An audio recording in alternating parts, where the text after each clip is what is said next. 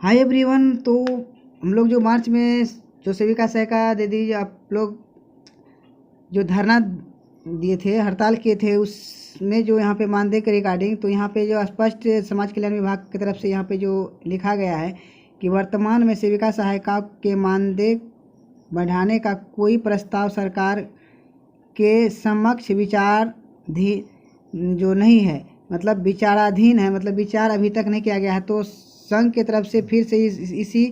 को लेकर यहाँ पे आप जो लोग देख रहे हैं, जो संघ द्वारा यहाँ पे दिया गया है। तो चलिए हम लोग इस लेटर में जहाँ पे देख रहे हैं कि जो भी बिहार राज्य आंगनबाड़ी संघ के जो भी सचिव, अध्यक्ष, महासचिव सब है, उसके द्वारा यहाँ पे फिर से विभाग को लेटर दिया गया है। इस लेटर में क्या क्या लिखा है चलिए हम लोग देखेंगे, और किस किस मुद्दों पर यहाँ पे जो बात रखी गई है उसको हम यहाँ पे हम लोग देखेंगे। चलिए हम लोग यहाँ पे जो है लेटर को यहाँ पे ओपन कर लेते हैं। तो वीडियो को ज़रूर आप लोग लास्ट तक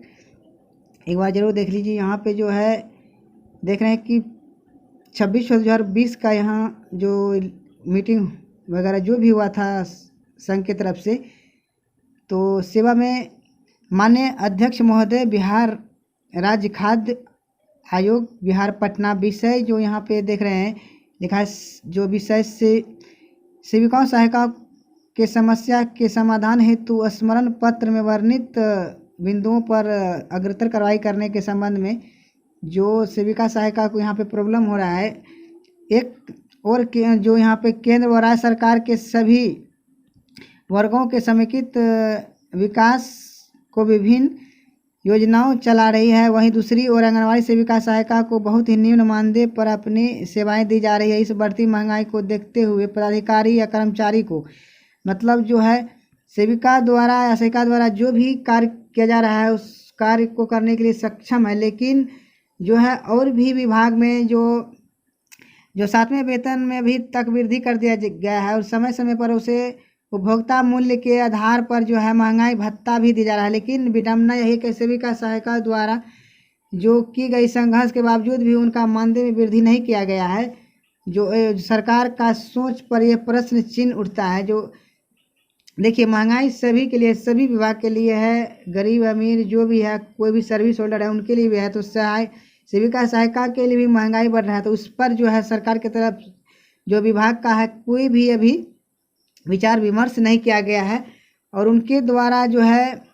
डरा धमका कर या जो निरीक्षण के दौरान चयन मुक्ति करना, यही सब जो यहाँ पे प्रॉब्लम ज़्यादा क्रिएट हो रहा है। जो 4 घंटे के काम को 8 घंटों में लिया जा रहा है। इसके अलावे और भी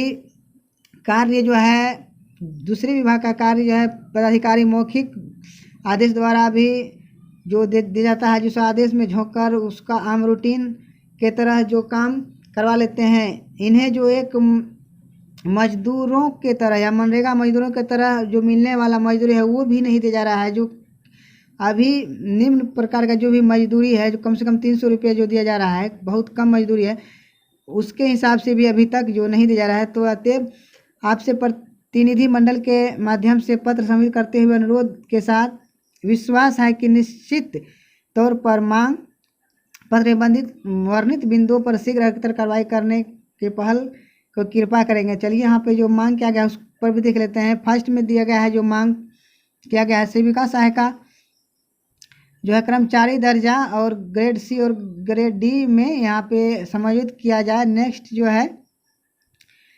कि जब तक सरकारी कर्मचारी का दर्जा नहीं दिया जाता है तब तक सेविका सहायिका को 24,000 और 18,000 रुपया मानदेय किया जाए। तो यहाँ पे तो अभी 300 रुपये जो बढ़ाया है, उसके बाद तो यहाँ जो हम लोग मार्च में धरना किए उस पर विचार ही नहीं किया है, और 24,000 चलिए कब तक ये जो है स्वीकृति मिलता है। नेक्स्ट 54 दिन का हड़ताल हुआ था जो 2017 में, उसका अभी तक जो भी समझौता हुआ वो कार्य अभी तक लंबित है, उस पर अभी तक जो है कोई निष्पादन नहीं किया गया है। नेक्स्ट जो है सेविका सहायिका का जो पदोन्नति के लिए 50% कोटा दिया जाए, उसमें सीमा का कोई भी बंधन नहीं रहे। नेक्स्ट जो है 20,000 रुपये राशि वाला मोबाइल जो है, एंड्रॉयड मोबाइल जो अच्छे क्वालिटी का हो, और जो है रिचार्ज का राशि अग्रतर जो है भुगतान किया जाए, क्योंकि रिचार्ज का अभी तक ऐसे से जगह है जहाँ पे 2-2 साल हो गया अभी रिचार्ज का राशि नहीं दिया गया, और मोबाइल ऐसे क्वालिटी का है जो कि एप्लीकेशन जो अपडेट आ जाता है जल्दी अपडेट नहीं होता है और उस पर सही प्रकार से वर्क नहीं कर पाते हैं। गोवा, तेलंगाना, केरल, हरियाणा और पंजाब आदि राज्यों के भांति जो है 7,000 रुपये जो है सेविका को और 4500 रुपये सहायिका को यहाँ पे जो प्रोत्साहन राशि दिया जाए। तो इससे पहले जो ICDS विभाग बिहार से इस तरह से लेटर आया था कि पोषण ट्रैकर एप्लीकेशन पर जो वर्क करेंगे सेविका के लिए 500 रुपया और सहायिका के लिए 250 रुपये प्रोत्साहन राशि दी जाएगी, लेकिन अभी तक उस पर भी अमल नहीं किया गया है और नहीं दिया जा रहा है। तो यहाँ पे 7,000 और 4500 का बात तो अभी छोड़ कर ही चलना होगा। नेक्स्ट है सेवानिवृत्ति के पश्चात 10,000 रुपये प्रति माह पेंशन और एक मुश्त, जैसे सेवा से जब सेवा समाप्त हो जाता है इसके पश्चात जो है 10,000 रुपये प्रति माह पेंशन और 10 लाख रुपये एक मुश्त जो देने का सहायता राशि दी जाने का मांग किया गया है। किराए के मकान में जो आंगनबाड़ी केंद्र चल रहा है उसकी किराया जो बढ़ाया जाए, लेकिन जो भी पहले से भी जो एक निश्चित किया गया है कि कितना किराया दिया जा रहा है, तो वहाँ अभी बहुत ऐसी जगह है जो सामान्य किराया जो निर्धारित किया गया है वो भी किराया अभी तक जो सही रूप से नहीं दिया जा रहा है। नेक्स्ट है आंगनबाड़ी सेविका सहायिका चयन मार्गदर्शिका में जो लिखा गया था जो क्या क्या मार्गदर्शिका में क्या क्या कंडिका है, क्या क्या अगर कौन ऐसा काम नहीं करते हैं, क्या अनियमितता पाई जाती है तो क्या उसमें दंड दिया जाएगा, उसके आलोक में जो भी अगर गड़बड़ी है गलती है तो उसके हिसाब से दंड दिया जाए, चयन मुक्त किया जाए, जो भी किया जाए। लेकिन यहाँ जो निरीक्षण के दौरान या किसी प्रकार की धमकी वगैरह डरा धमका कर कोई दूसरे विभाग का काम नहीं करते हैं उसमें चयन मुक्त करते हैं, तो ऐसा नहीं होना चाहिए। समान काम के लिए समान पारिश्रमिक सिद्धांत के तहत मिनी आंगनबाड़ी सेविकाओं को भी समान मानदेय देना चाहिए, क्योंकि सबसे प्रॉब्लम जो होता है जो मिनी आंगनबाड़ी के सेविका देते हैं उनको, क्योंकि बच्चा बुलाना, खाना पकाना, फिर बच्चे खिलाना, पढ़ाना, बहुत सारा प्रॉब्लम क्रिएट होता है। अकेले मतलब यहाँ पे देखिए कितना बोझ है, फिर भी उसको जो यहाँ पे अलग नज़रिए से देख रहे हैं कि उनको कम मानदेय दिया जा रहा है, क्योंकि वो डबल वहाँ पे काम कर रहा है तो फिर भी उनको कम मानदेय जा रहा है। क्योंकि वहाँ पे सहायिका नहीं है तो सहायिका का जो मानदेय है उसको उन सेविका दीदी को दिया जाए, क्योंकि उसको डबल काम करना पड़ता है। नेक्स्ट जो है मानदेय का न्यूनतम वेतन निर्धारित के आधार पर नियमित भुगतान, लंबित तथा मानदेय का शीघ्र भुगतान किया जाए। तो जहाँ पे भी पिछला मानदेय अगर आपका रुक गया है तो वहाँ पे जो है बहुत प्रॉब्लम क्रिएट होता है। कुछ लेन देन करेंगे तभी आपको मानदेय दिया जाएगा, बशर्ते ऐसे मानदेय नहीं दिया जाता है। नेक्स्ट है सेविका सहायिका का कार्य अगर 4 घंटे है तो 4 घंटे ही करवाया जाए, अगर 8 घंटे करवाना है तो लिखित में दिया जाए कि हाँ आपको 8 घंटे काम करना है, 4 घंटे ही क्यों कर रहे हैं। इसके बाद नेक्स्ट जो है जो बाल विकास मंत्रालय नई दिल्ली द्वारा यहाँ पे किया गया था कि 6 सेवाओं में सेविका सहायिका काम करेंगे, लेकिन यहाँ पे अलग काम करवाया जाता है। तो अलग काम करवाने तो उसको भी आप लिखित में दीजिए कि हाँ आपको इतने इतने जो विभाग में काम करना है। बिना भौतिक सत्यापन का जो है किसी प्रकार के डरा धमका कर किसी के बहकावे में आकर जो है वहाँ पे प्रोत्साहन राशि वसूली की जाती है। तो पहले अगर किसी प्रकार का प्रॉब्लम है तो आप THR पंजी लेकर भौतिक सत्यापन कर लीजिए लाभुक से क्या आपको THR या लाभ दिया गया है कि नहीं, तभी आप जो है करेंगे। नेक्स्ट आंगनबाड़ी केंद्र को निजीकरण के प्रयास को रोक लगाया जाए। पोषण ट्रैकर नेक्स्ट जो यहाँ पे पोषण ट्रैकर को हिंदी में उपलब्ध कराया जाता था। इस कार्य चयन मुक्ति सेविकाओं का चयन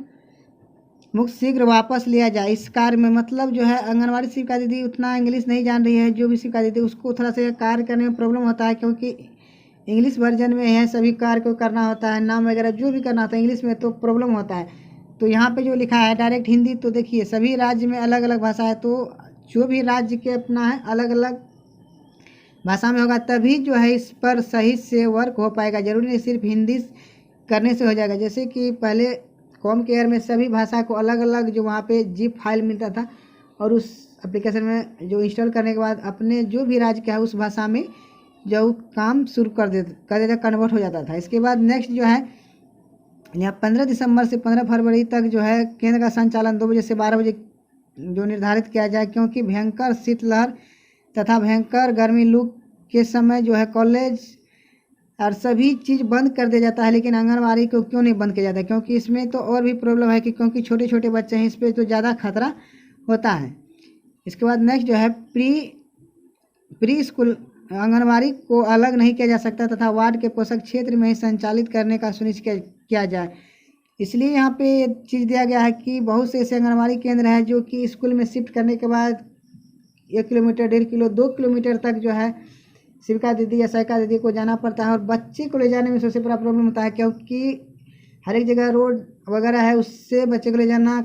थोड़ा सा खतरा बढ़ जाता है। इसलिए जो है अपने पोषक क्षेत्र में ही उस चीज़ को संचालित किया जाए। पोषाहार राशि जो है लाभुक को वर्तमान बाजार भाव में जो मिल रहा है उसी हिसाब से दिया जाए। अगर आपको लाभुक को 10